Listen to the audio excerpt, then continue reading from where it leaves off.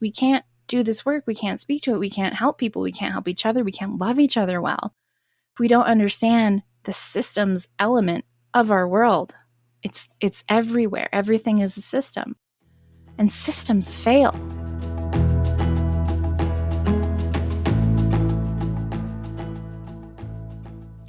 Hey friends, welcome back to the Make It Inevitable podcast. I'm your host, Stephanie Zamora, and today I want to talk about navigating systems without losing ourself and our purpose. This is such an important conversation to have. It's one that I've put off for a little bit too long with this show.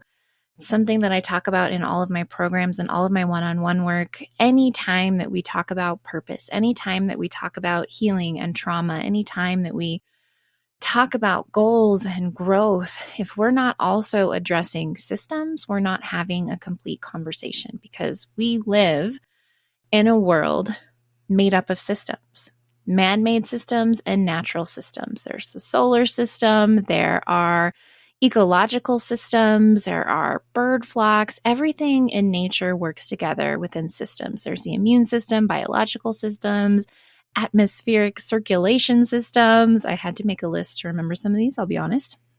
There's different systems within the world. There are the seasons, there's day and night, there are growth cycles, there are just so many natural systems in this world. And then there are the man-made systems. There are systems that we are immediately born into, like our family system, our religious system, our cultural system. We are then introduced to more and more external systems, the healthcare system, the justice system, social systems.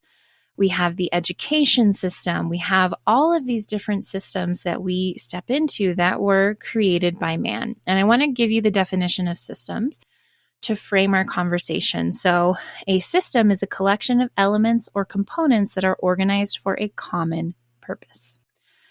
A collection of elements or components that are organized for a common purpose. So when we get into these human systems, the medical system, family system, religious, cultural, patriarchal, societal, educational, justice, political, goes on and on and on. When we are introduced to these systems, we don't understand that they are inherently designed by and for certain people. They're designed inherently with a bias based on who designed them and who they designed them for. Now, if you are inside of a system and you do not see the harm of those systems, that is because the system is designed to benefit you, the type of person that you are, the personality type that you are, the energetic type that you are, the race that you are, the gender that you are. It is designed for you. And that is why there is a lot of privilege and a lot of lack of awareness of the systems that we can be inside of, because if they benefit us, there's no need to stop and look at the system, right? It just works. Life just works. Like education is just great and wonderful. Being in society is just amazing and perfect. Being in the workforce is just like, yes, this is how I work. This is how I roll. This is how I flow. So if we are benefiting from a system, it is much harder for us to look at and see that system for the ways that it can be harmful and damaging to others. We also don't even acknowledge that there's a system in place. If we look at the patriarchy upholds men, upholds the power of men, upholds the importance of men, the betterness of being a man, the strength, the smarts, whatever the system believes about men, it upholds that. And so it can be very difficult for men to acknowledge that there is a patriarchy. And even if they can acknowledge the patriarchy, it's difficult for them to see that it causes harm to people who are not presenting as, are not born as men, or are not more masculine in nature in the ways that the patriarchy defines what it means to be a good man, the good, right masculine. So the patriarchy can harm men. Again, it's designed by and for specific people. So it supports and upholds men, but if you are not the right kind of man within that, you can still be affected by that system. If you're not affected by the system, you don't see the harm of it. It's the same with white supremacy, white privilege. we don't see that because we benefit from the system. The system does not inherently harm us. It does not affect us in such a way that we would go, oh, there's a block here. There's a bias here. There's harm here. There's violence against me here, because we're not affected by it. And there's two types of systems that I like to talk about to kind of give the example to understand how systems work and how it's very difficult to see the harm in them if we are not other from who the system was designed by and for. So looking at the education system, our education system here in the United States is based on the Industrial Revolution. It was designed by people who believed that there was a certain set of skills that you needed to have to be successful within that period of time. So the education system was designed to churn out little adults that all had the same knowledge and skills. It did not care about how you're wired. It did not care about your personality type. It did not care about different learning styles. To be a successful human, you needed to be able to check off certain boxes. You needed to be able to have certain skills so that you could go out into a workforce that is not the world and workforce that we live in today. So the education system, I believe, is a trauma for most people. I believe being a child is a trauma for most people because of the systems, because we go into the education system, and if we're multi-passionate, if we're neurodivergent, if we have a different learning style, if we have a different set of skills or interests, it is very easy to very quickly feel like we are bad, wrong, stupid, not good enough, unworthy, a loser. We're never going to amount to anything. That is sometimes said to us by the people who uphold the system. You're not making the grades. You're not behaving in class like everyone else. You aren't doing the things that everybody else wants to do. You're disruptive because you have to constantly move. And that will sometimes be said to us by the keepers and the upholders of the system. That might be teachers, that might be administration, that might be school counselors. Those are people who buy into or believe in, or for whatever reason, choose to support and uphold the system.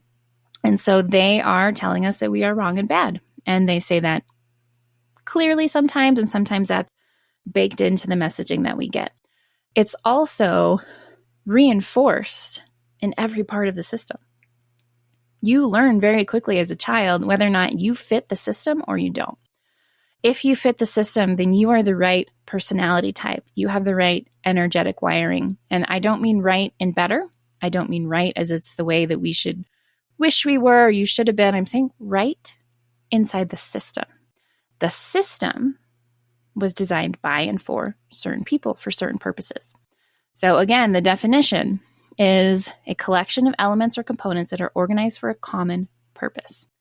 So inside that system, if you are the aligned, let's use that word, personality type, energetic wiring, learning style, behavior, your way of being, like whatever it might be, your belief systems, your skill, your natural ability to be good at a certain subject or to be more book smart than you are maybe life smart or creative smart or whatever other smart. Like if you're naturally designed in the same way as the people who built the system and the people who continue to uphold the system and who the system was designed for and the purpose the system was designed for, you're going to thrive. And there are people that love school, have loved school from the moment that they stepped inside of that.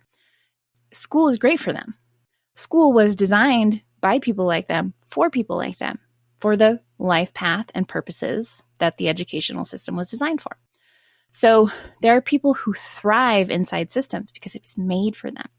And we talked to Kendra Woods, who is our human design person.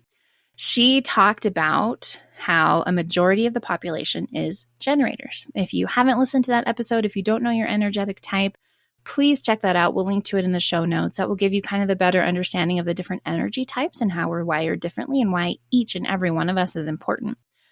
But to stay on the topic of systems, generators make up a majority of the population, generators and manifesting generators. The workforce was designed by and for generators.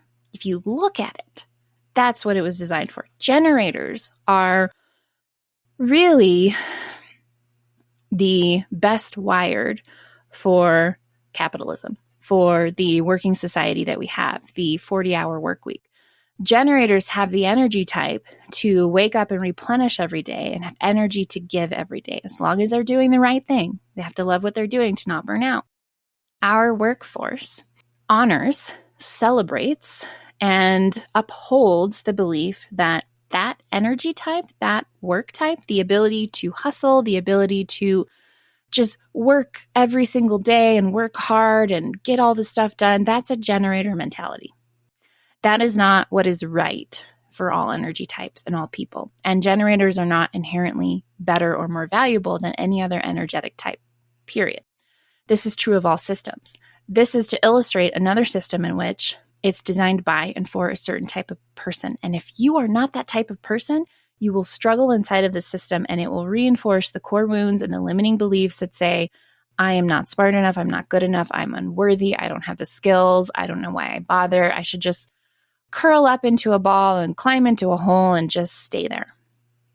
Systems cause trauma, and systems can cause direct violence and harm to certain groups of people, and the people who the system benefits won't even see it.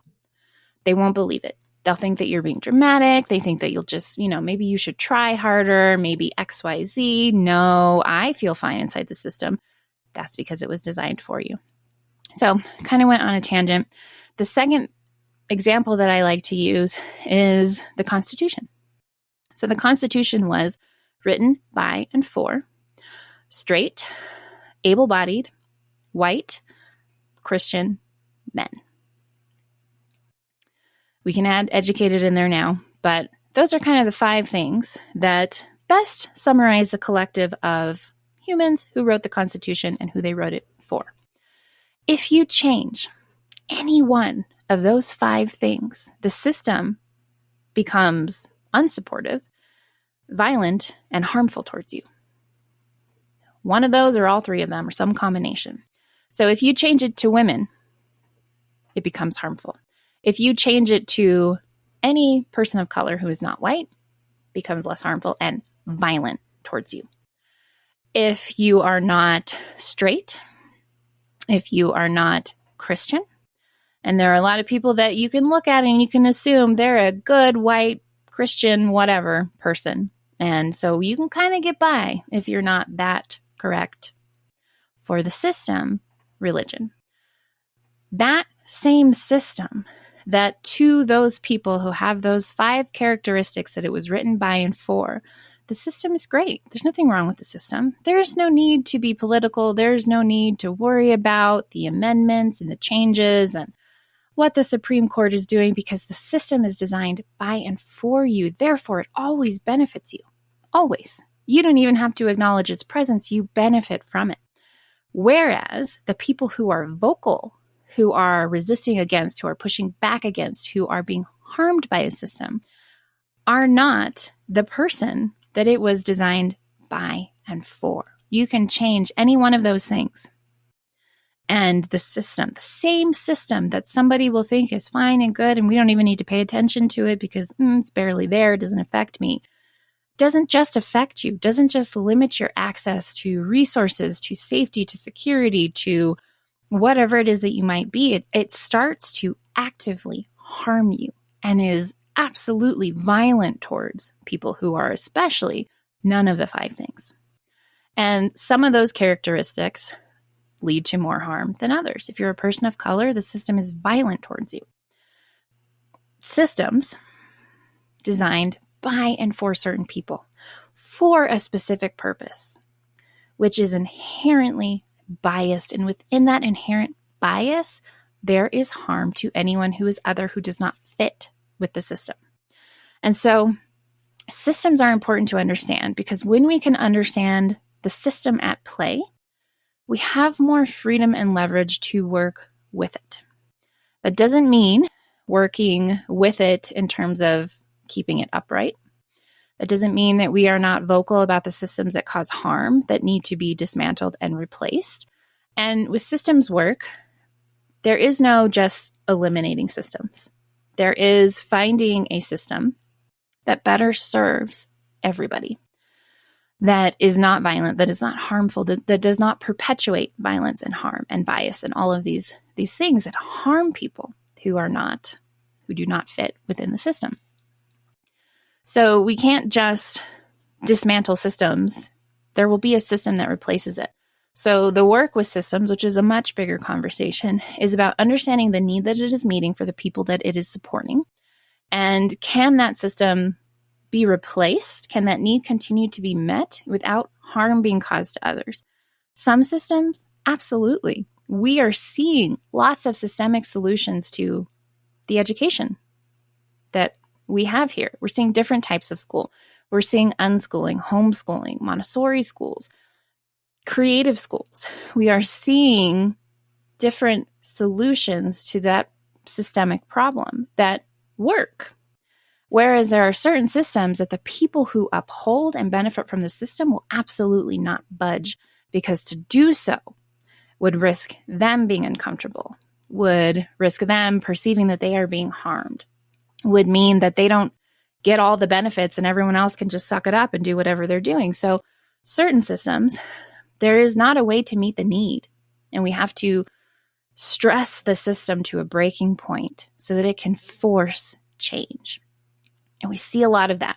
We see a lot of that with different rallies, different organizations, different social justice movements that are happening. That is stressing a system that refuses to budge, that refuses to consider its harm to anyone who is other to it, and who continues to benefit from the system and therefore violently at times upholds it. We're seeing more pushback on that because that is, in many instances, the only way to create systemic change is to stress it to a breaking point, to force the issue, to force the people who benefit from and uphold the system to see the harm, to dismantle it, and to do something different. So systemic change is not always seamless. It's not always pretty. It can be chaotic and disruptive, and that is often necessary for systems to change. We see that with our systems, our capitalistic systems, a lot of the systems that we have in our world that are harming our environment, our natural ecosystems that support us and keep us alive. We're seeing those be stressed simply because we refuse to step away from the system that is causing so much harm that ultimately we're going to see more systemic collapse, both in our environment, in our natural world, natural systems, and we're going to see our man-made systems start to collapse more and more. We're already seeing that in different ways. So systemic change is not a simple, easy thing, especially in systems, again, where a great majority of people benefit from it and are unwilling to look at the system and the harm that it causes to other people. The reason that we're talking about systems in our context, I can get kind of on a roll with that, is to understand that systems harm us and how they harm us and why we need to stay really very rooted in who we are and what our purpose is so that we don't lose ourselves and we don't lose our path and our calling and we don't become something or someone that we're not, if possible, so that we can stay steady, so that we can understand that systems are not personal, even though they very much feel that way when you are other to the system. And when we understand that everything is a system and who that system benefits and why those people will uphold that system no matter what, no matter how much harm it causes to us or to people that we love, when we can understand that systems are not personal, we have more freedom and leverage inside of them. We are less stressed by them. We are less likely to have it trigger our traumas and our core wound stories and our subconscious programming. We're more free and leveraged. There's more space between us and the system. We can see it for what it is. So let's talk a little bit about how we do that. And it's important to understand, too, that a lot of our core wounding, a lot of our subconscious winning strategies, a lot of our trauma comes from systems, even systems that are well-meaning. So we are born with the seed of our purpose, who we're here to be, into this life in this world. We immediately enter systems. Immediately.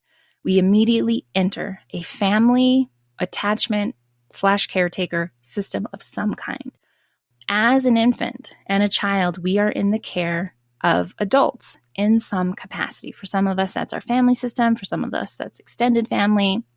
For some people, that might be you're in a facility or with social services. There's different ways that we're inside of a family system, but we are inside of a family caretaker attachment system. We learn immediately what is other about us from that system.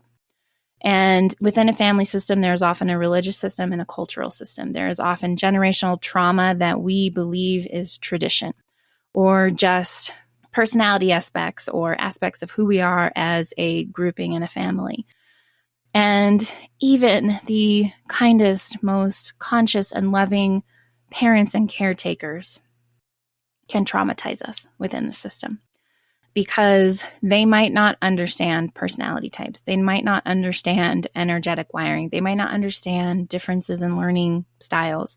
They might not understand neurodivergence. And they can be loving and they can care about us and they can want the best for us and want us to be ourselves. And at the same time, constantly traumatize us because we're not like everyone else, because we don't work like everybody else. We don't think like everybody else. We feel more than the rest of the family. We care about things that they don't understand. We're the only one who is intellectual and not athletic, or vice versa. So there can be just these little things about us that are other from what is the norm, what is understood, what is supported within the system. So childhood is often a trauma for many of us, even with the most loving, conscious, and well-intentioned parents, because they don't understand that about themselves, let alone us. They want us to succeed. They understand the systems to the best of their ability, that we have to be able to be educated and skilled enough to get a job, to make enough money, to survive in this society. So we will be conditioned by that system immediately. Then as we grow up, we're inside a religious or a cultural system, a social system, the education system to some degree. We go out into the workforce. We have to deal with the political, the social, the justice, the medical, all of these different systems. And we learn through that on a subconscious level what is wrong with us, what is other with us. And there is no self-acceptance because we don't even know what we should be self-accepting about. And this is why personality typing, understanding your unique energetics, understanding the way that you're wired, who you're here to be, your purpose, your callings, your contributions that you're here to make. This is something that I wish that we learned so much younger, because that would help us through all of this. What has supported me is accepting that I am not wired like most people. In some ways, I am wired like the majority. I am a manifesting generator. The way that the work world works is designed for my energetics, but school did not work for me. Regular life ways of being did not work for me. Being inside the healthcare system as a woman, as a white, primarily white woman inside the healthcare system, I am already 60% or more likely to be dismissed, gaslit, and misdiagnosed. If I were to add anything else to that, person of color, different sexual orientation, certain religions, I'm going to be even more harmed by the medical system. So understanding that systems are not designed for us, that systems are designed for a specific purpose by and for certain people, helps us to not take that personally, on top of staying anchored in who we are. I am not less than because I'm a woman inside the political healthcare system. I know that even if the system doesn't. I know that it's not personal. It's not about me specifically, even when it feels that way. It's about that person's belief and bias and perception model. It's about the system and the way that the system shaped people. And that doesn't mean that we tolerate things that aren't tolerable. It just means that we stop taking it so personally. It can feel very personal when a system is not only designed for other people, but designed in such a way that is violent towards you. I completely understand that to the best of the ability that I can as a mostly white woman. So it can be very difficult for us to not take these things personally. And I understand that to the degree that I can. What I also know about taking things personally is that it triggers our stories, it triggers our traumas, it triggers our fight or flight, it triggers our needing to prove ourselves, it triggers our core wounding, and suddenly we're swept up in all of that versus being able to stay free and leveraged, present and able to navigate through the system without allowing it to cause extra stress. That doesn't mean that it won't. I have been dealing with the healthcare system. I have been getting a lot of medical gaslighting. I have been getting a lot of stuff that is definitely rooted in women are less than, women are hysterical, women are crazy, they make things up in their minds. That has upset me. That has caused me very strong emotional responses at times. But what really helps and supports me within systemic things like this is being able to see the system at play, even understanding it just slightly. I could not right now tell you exactly why the medical system is unsupportive and harmful towards women, other than it prioritizes men and men's health. And women have been, the word crazy has been weaponized against women. And it's very easy for that to seep into the education and the way that they teach things, the way that they talk about women and women's health issues and women's emotions. And, most women get anxious or whatever it is that's been baked in for years and years and generations, and then shows up still to this day within our healthcare system. So even just understanding it's systemic gives a bit of space rather than internalizing it, that all these doctors think that I'm a worthless piece of crap, that I don't deserve to live, that I'm just crazy and whatever else they want to say. I can stay anchored in it's the system. They are a product of the system that they are inside of and what that system teaches them and what is perpetuated by that system. I don't have to take it personally. And when we don't take things personally, we have more space and leverage to then navigate through it without taking on the stress of it, without making it about us, without it reinforcing and triggering our core wound stories. And then we go into our winning strategy, or we believe them when it's not true. When someone is telling us that we are a liar, or it's all in our head, or maybe we're just crazy, or we're not feeling what we're feeling, or whatever it might be, we don't buy into that because we understand that's part of the systemic thinking. And when we don't take these things personally, then we can stay anchored in what's missing, what is it that I desire, what am I working towards, and what's next. So we can go back to that conversation without interpretation. And that's not always easy. There are systems that are incredibly violent towards different groups of people, and it's not easy to understand that it's not personal.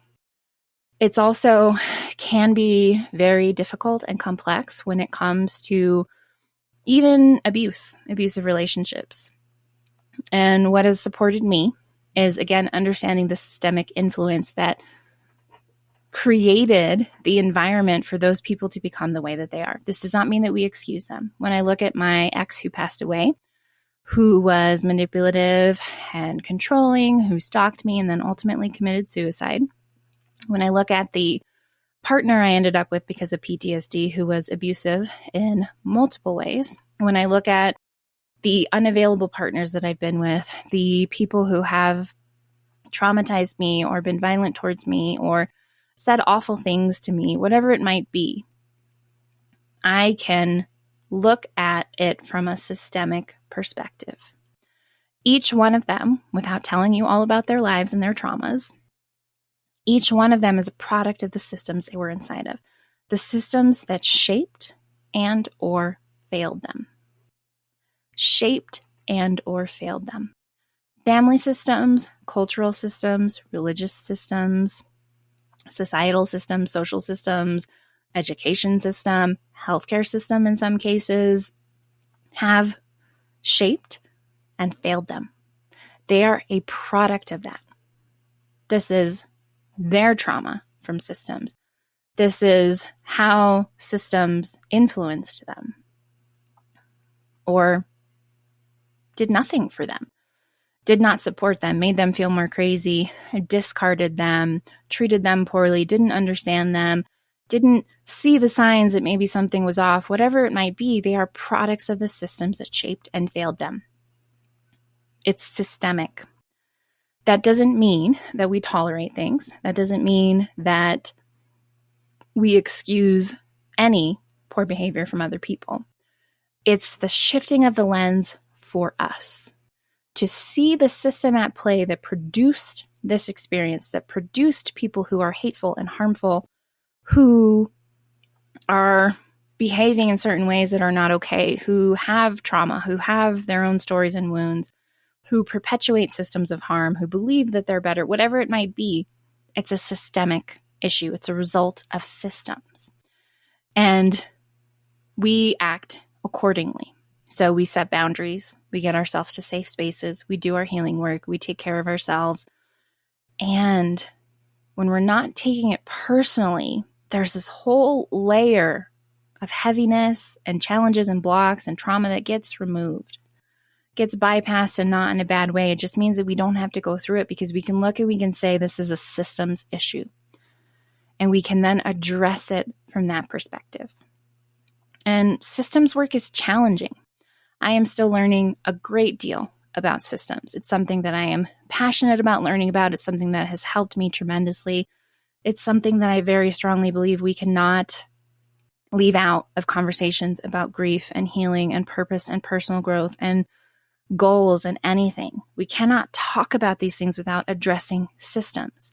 Systemic blocks are real, harmful, terrifying, scary, debilitating blocks that many people face.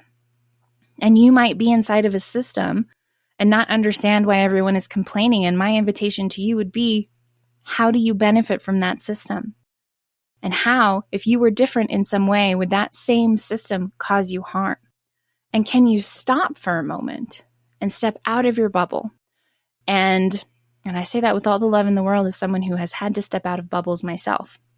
Can you step out of that bubble of benefiting from the system and listen to people who are telling you that that same exact system that you benefit from so much you don't even realize is there, you don't even understand why anyone would think there was an issue?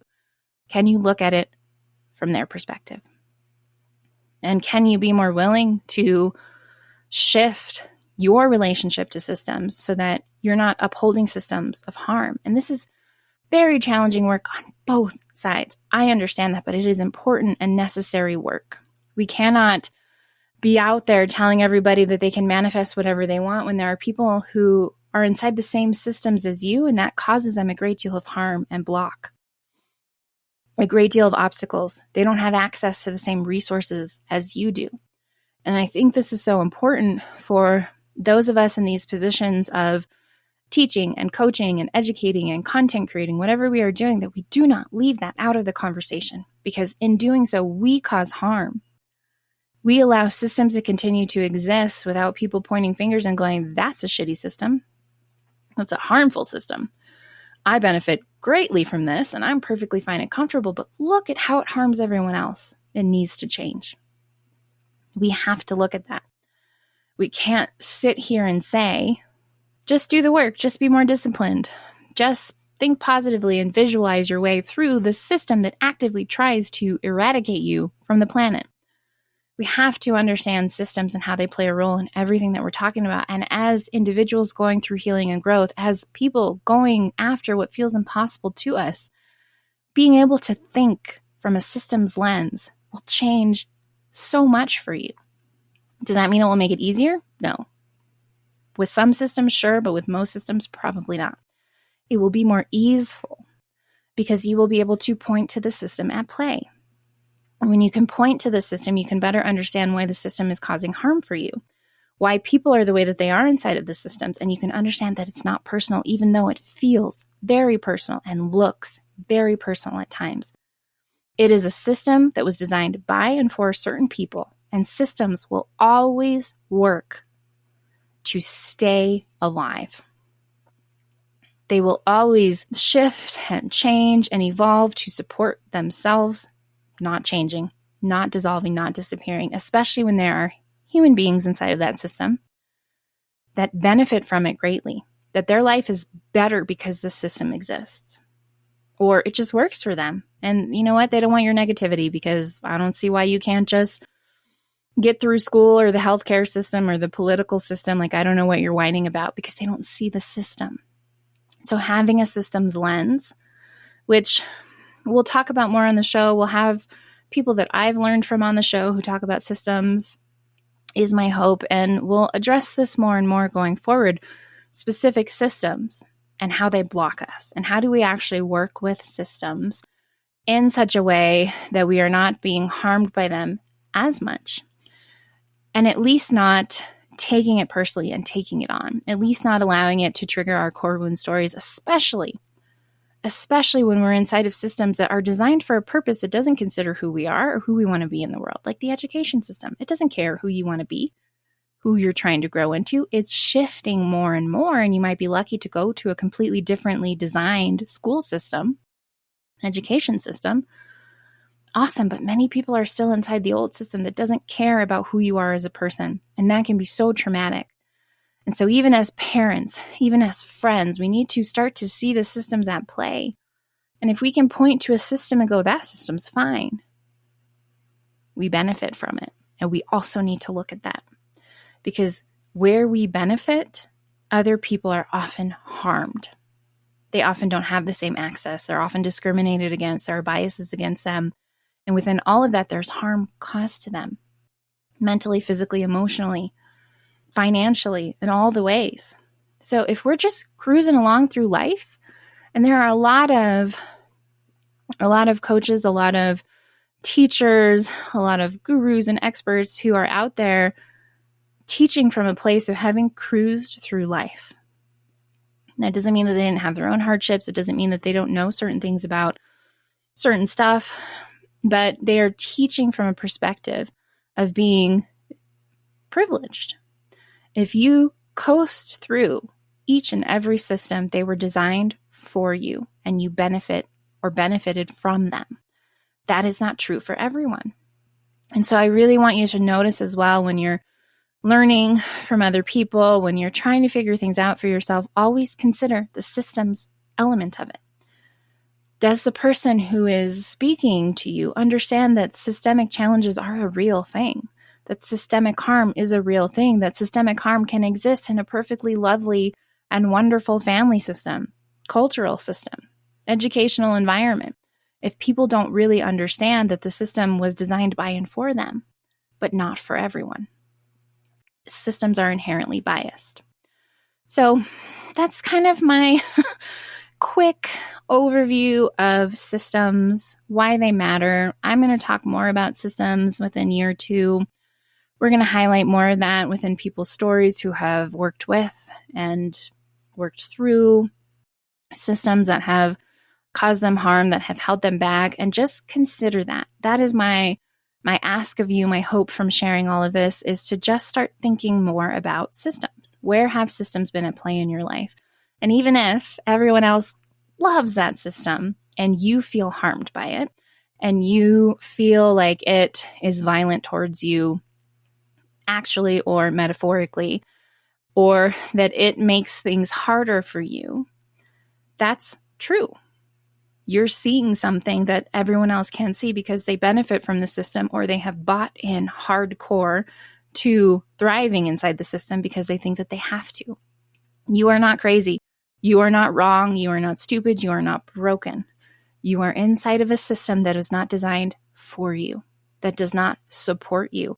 And inside of not supporting you and not being designed for you, it can actively be harmful and violent towards you. You are not crazy. That is true. And there are a lot of people who struggle to see and acknowledge their privilege. And I understand that because I didn't see it for a long time either. The more that I see it, the more that I understand how systems work.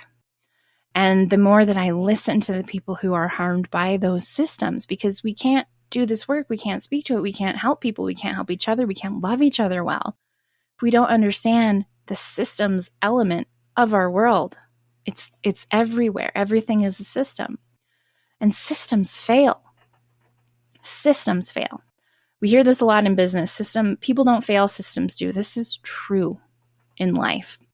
And sometimes a system's failure is the wrong person in the wrong part of the system. Absolutely. Systems fail us. Systems fail us. Systems shape people and fail people and produce these hostile environments, these violent environments, these gaslighting, manipulative environments, these harmful environments that for other people, for the people that don't fit inside the system, that's their experience. But for those the system was designed for, everything's cool. I don't know what everyone's complaining about. Life hasn't been hard for me. School hasn't been hard for me. I'm always listened to when I go to the doctor. Like, I don't need to be political because whatever happens within the government always supports me. We have to acknowledge systems. It doesn't mean that we can get everyone else to see that they are inside of a system that benefits them and harms others. But when we understand that, we are more free and leveraged to move differently, to not take it on, to not take it personally, to be less affected and harmed by it in the ways that we can be. It can still be harmful to us, but we are not harming ourselves by believing the lies of the system, by believing that we're less worthy, that we're less smart, that we're less capable, that we don't belong, whatever it might be. So please just sit with this. If you have questions that I can answer, I would love to hear from you. We will put information to get in touch with me below. And I will, again, weave this in more and more. And I really just can't drive home enough that if you can start to understand systems, we'll link to some resources in the show notes as well, some different books and conversations that will help you understand systems a bit better. When you can see things through a system lens, life just makes more sense. It doesn't make it easier. It doesn't make it less harmful. It doesn't mean that there are less obstacles, but you are more leveraged to work with and through all of that. And you can understand and not take it personally, even though it feels very personally, and you can not be affected by other people's biases because you can see you are a product of the system and you are privileged because it works for you.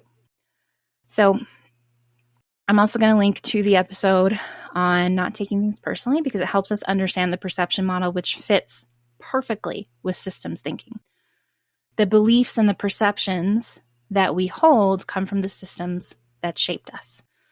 So putting all of this together will help you take things less personally. Again, it doesn't mean that we tolerate it. It's just an explanation. It just helps us see what's at play and what's actually happening so that we can move differently, so that we can take care of and protect ourselves and not lose sight of who we are and who we're here to be.